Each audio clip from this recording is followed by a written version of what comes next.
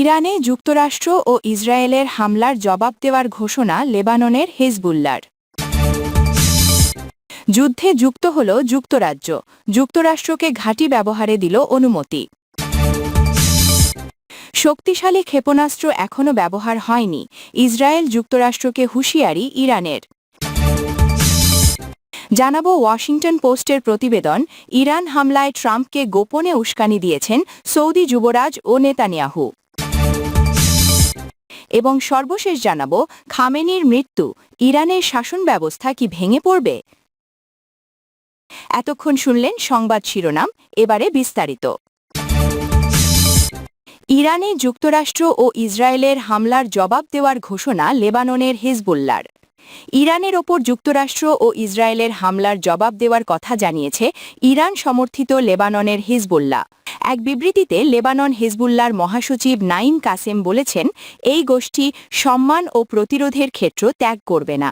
ইরানের সর্বোচ্চ নেতা আয়াতোল্লাহ আলী খামেনির ওপর যুক্তরাষ্ট্র ও ইসরায়েলের হামলাকে অপরাধের সর্বোচ্চ হিসেবে অভিহিত করেছেন কাসেম। তিনি বলেন, বিধাতার নির্দেশনা ও সমর্থনের ওপর আস্থা রেখে আমরা এই আগ্রাসন মোকাবিলা করার আমাদের কর্তব্য পালন করব।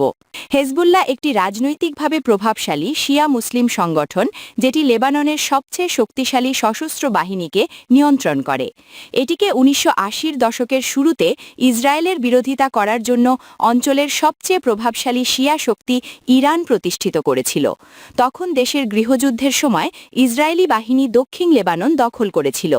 হেজবুল্লাহ ১৯৯২ থেকে জাতীয় নির্বাচনে অংশগ্রহণ করে এবং একটি অন্যতম প্রধান রাজনৈতিক শক্তি হিসেবে সংগঠনটির উপস্থিতি দেখা যায়। যুদ্ধে যুক্ত হল যুক্তরাজ্য, যুক্তরাষ্ট্রকে ঘাঁটি ব্যবহারে দিল অনুমতি।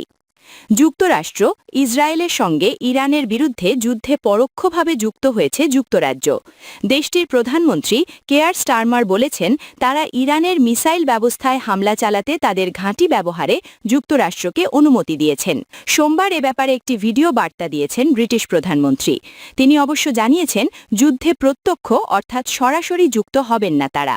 স্টারমার বলেছেন, আমাদের উপসাগরীয় অঞ্চলের বন্ধু রাষ্ট্রগুলো তাদের রক্ষায় আমাদের আরও জোরালো ভূমিকা রাখতে অনুরোধ করেছে।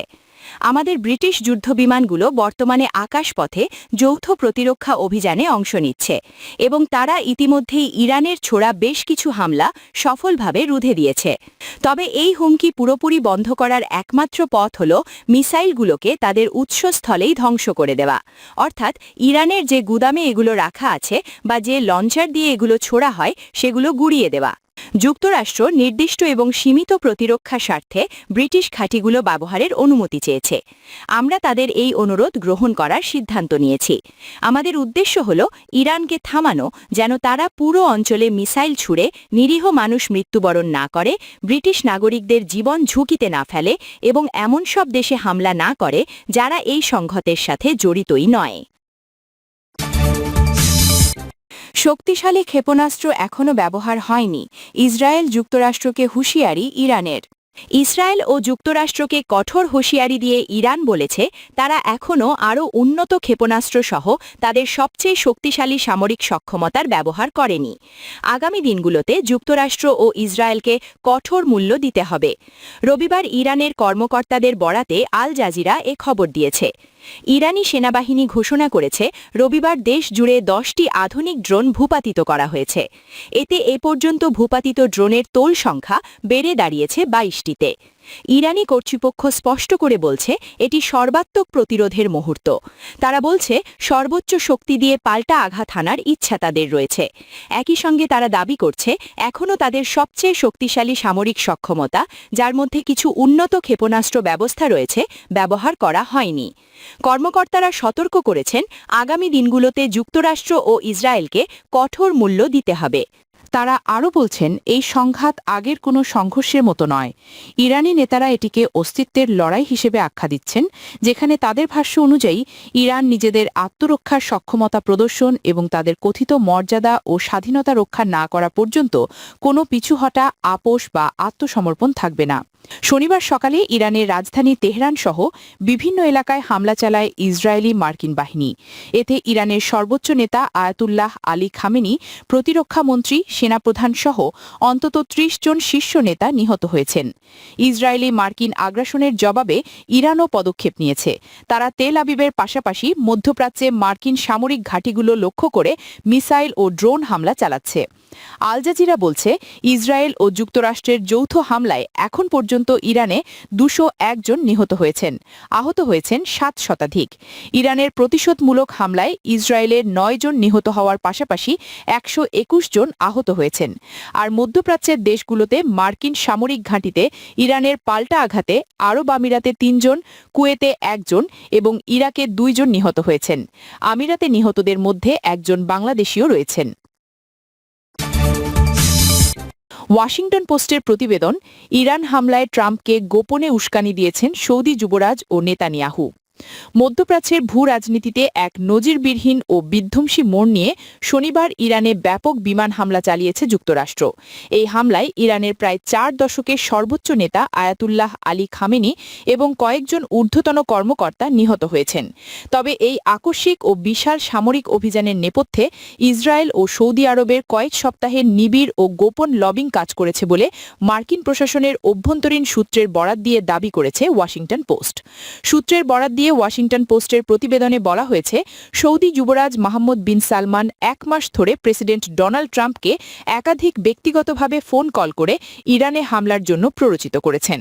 প্রকাশ্যে রিয়াদ কূটনৈতিক সমাধানের কথা বললেও গোপনে যুবরাজ সতর্ক করেছিলেন যে এখনই আঘাত না হানলে ইরান আরও শক্তিশালী ও বিপজ্জনক হয়ে উঠবে। তবে ইরানি প্রতিশোধের হাত থেকে নিজেদের তেলের খনি ও অবকাঠামো রক্ষা করতে প্রকাশ্যে সৌদি আরব তাদের আকাশসীমা ব্যবহারে নিষেধাজ্ঞার কথা জানিয়েছিল। অন্যদিকে ইসরায়েলি প্রধানমন্ত্রী বেঞ্জামিন নেতানিয়াহু তার দীর্ঘদিনের লক্ষ্য অর্জনে সফল হয়েছেন। ইরানের পারমাণবিক কর্মসূচিকে অস্তিত্বের সংকট হিসেবে দেখা নেতানিয়াহু এই অভিযানে মার্কিন বাহিনীর সঙ্গে কাঁধে কাঁধ মিলিয়ে কাজ করেছেন। মার্কিন পররাষ্ট্রমন্ত্রী মার্কো রুবিও আইন প্রণেতাদের জানিয়েছেন, ইসরায়েল একা হলেও এই হামলা চালানোর প্রস্তুতি নিয়েছিল, যা শেষ পর্যন্ত ট্রাম্পকে যৌথ অভিযানে উৎসাহিত করে। হামলার পরপরই এক ভিডিও বার্তায় ট্রাম্প ইরানি জনগণের উদ্দেশ্যে বলেছেন, কোনো প্রেসিডেন্ট যা করতে রাজি হননি, আমি আজ রাতে তাই করছি। এখন আপনারা যা চেয়েছিলেন তাই পেয়েছেন। দেখা যাক আপনারা কেমন প্রতিক্রিয়া দেখান। মজার বিষয় হল, মার্কিন গোয়েন্দা সংস্থাগুলো আগেই জানিয়েছিল আগামী দশকের মধ্যে ইরানের পক্ষ থেকে মার্কিন ভূখণ্ডে বড় কোনো হামলার আশঙ্কা নেই। এছাড়া আন্তর্জাতিক আণবিক শক্তি সংস্থাও জানিয়েছিল ইরানের পারমাণবিক বোমা তৈরির কোনো প্রত্যক্ষ প্রমাণ মেলেনি। এই গোয়েন্দা মূল্যায়নকে উপেক্ষা করেই ট্রাম্প এই বিশাল অভিযান পরিচালনা করেন। অভিযানের পক্ষে যুক্তি দিতে গিয়ে ট্রাম্প ১৯৭৯ সালের দূতাদাস জিম্মি সংকট, ১৯৮৩ সালে বৈরুতে মার্কিন ব্যারাকে হামলা এবং ২০০০ সালে ইউএসএস কোল ধ্বংসের প্রসঙ্গ টেনে আনেন। তিনি দাবি করেন, এই হামলা কয়েক দশকের সংঘাতের পাওনাশোধ। ইরান ইতিমধ্যে সৌদি আরবের উপর পাল্টা হামলা চালিয়ে প্রতিশোধ নিয়েছে। রিয়াদ এই ঘটনার নিন্দা জানিয়ে আন্তর্জাতিক সম্প্রদায়কে কঠোর ব্যবস্থা নেওয়ার আহ্বান জানিয়েছে। মার্কিন ডেমোক্র্যাট নেতারা এই হামলার যৌক্তিকতা নিয়ে প্রশ্ন তুলেছেন। সেনেটর মার্ক ওয়ার্নার বলেছেন, আমেরিকার উপর এমন কী তাৎক্ষণিক হুমকি ছিল যার জন্য আমাদের সৈন্যদের ঝুঁকির মুখে ঠেলে দেওয়া হলো তা এখনও স্পষ্ট নয়। বর্তমানে ইরানে নতুন শাসন ব্যবস্থা প্রতিষ্ঠার স্বপ্ন দেখছেন ট্রাম্প, যেখানে তিনি ইরানি নিরাপত্তা বাহিনীকে ইরানি দেশপ্রেমিকদের সঙ্গে মিশে যাওয়ার আহ্বান জানিয়েছেন। তবে স্থলপথে কোনো সৈন্য না পাঠিয়ে শুধু আকাশপথে হামলা চালিয়ে একটি দেশের সরকার পরিবর্তন করা সম্ভব কিনা তা নিয়ে সন্দিহান বিশ্লেষকেরা। মধ্যপ্রাচ্যের আকাশে এখনও মার্কিন যুদ্ধবিমানের গর্জন থামেনি। ট্রাম্প হুঁশিয়ারি দিয়েছেন, শান্তি প্রতিষ্ঠা না হওয়া পর্যন্ত এই পিন পয়েন্ট বোমা বর্ষণ অব্যাহত থাকবে। ইরানও মধ্যপ্রাচ্যে মার্কিন সামরিক ঘাঁটি লক্ষ্য করে হামলা অব্যাহত রেখেছে। খামেনির মৃত্যু, ইরানের শাসন ব্যবস্থা কি ভেঙে পড়বে? যৌথ মার্কিন ইসরায়েলি বিমান হামলায় ইরানের সর্বোচ্চ নেতা আয়াতুল্লাহ আলী খামেনির মৃত্যুর ঘটনাটি ১৯৭৯ সালের ইসলামী বিপ্লবের পর দেশটির নেতৃত্বের জন্য সবচেয়ে বড় আঘাত। এই ঘটনার পর খামেনির সমর্থকদের মধ্যে তীব্র ক্ষোভ দেখা দিয়েছে এবং তারা প্রতিবাদ শুরু করেছেন।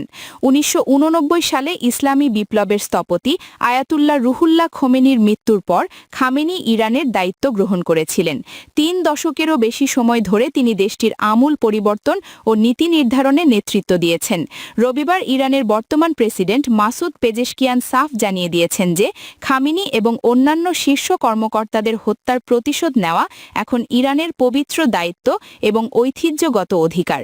মার্কিন প্রেসিডেন্ট ডোনাল্ড ট্রাম্প এই অভিযানকে ইরানের জন্য একটি মুক্তির মুহূর্ত হিসেবে অভিহিত করেছেন। তার মতে, শরীরের মাথা সরিয়ে দিলে পুরো দেহ বা রাষ্ট্র ব্যবস্থা দ্রুত ভেঙে পড়বে। তবে ইরানের বাস্তব পরিস্থিতি বলছে অন্য কথা। বিষয়টি হয়তো ট্রাম্পের ধারণার চেয়েও অনেক বেশি জটিল। সামরিক বিশ্লেষক ও রাজনৈতিক সমাজবিজ্ঞানীদের মতে, শীর্ষ নেতৃত্বকে সরিয়ে দেওয়ার মাধ্যমে পশ্চিমারা যে লক্ষ্য অর্জন করতে চাইছে তা হিতে বিপরীত হতে পারে। এর ফলে ইরান ভেঙে না পড়ে বরং একটি গ্যারিসন স্টেট বা চরম সামরিকায়িত রাষ্ট্রে পরিণত হওয়ার ঝুঁকিতে রয়েছে, যেখানে অস্তিত্ব রক্ষার লড়াইয়ে কোনো রাজনৈতিক নীতি নৈতিকতার বালাই থাকবে না।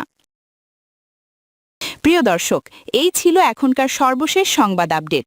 সব সংবাদ পেতে চ্যানেলটি সাবস্ক্রাইব করে বেল আইকনটি ক্লিক করে রাখুন।